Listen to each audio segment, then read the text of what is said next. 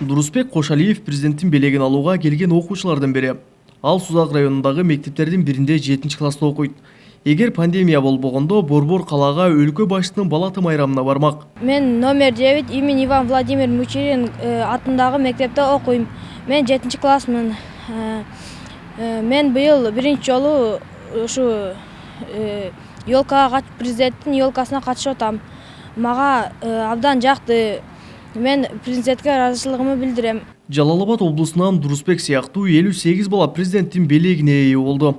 Андан сырткары облус жетекчиси да 100 балага өкүлдүн белегин тапшырды.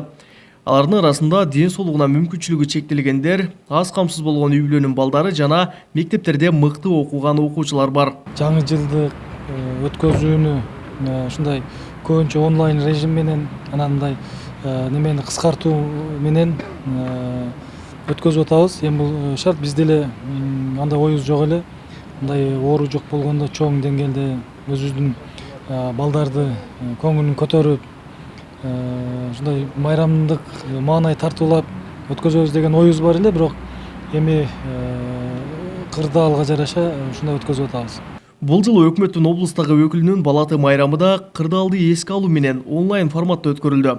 Ага облустун бардык район шаарларынын жетекчилери, билим берүү бөлүмдөрү жана белек алчу окуучулар катышты. Урматтуу биздин окуучуларыбыз, биздин келечегибиз болгон балдарыбыз, сиздерди кирип келе жаткан 2021 жаңы жылыңыздар менен Жалал-Абад областык өкүлчүлүктүн атынан, жеке өзүмдүн атымдан чын жүрөктөн куттуктаймын. Өкмөттүн Жалал-Абад облусундагы өкүлчүлүгүнөн билдиришкендей, быйыл район шаарларда жаңы жылдык оюн-зооктор, концерттик программалар болбойт. Жөн гана адамдарга майрамдык маанай тартуулоо үчүн гана балатылар орнотулуп, жасалгылоо иштери жүргүзүлгөн. Кабылбек Үчкөнбай, Тынчбек Доолдаев, Жалал-Абад облусу.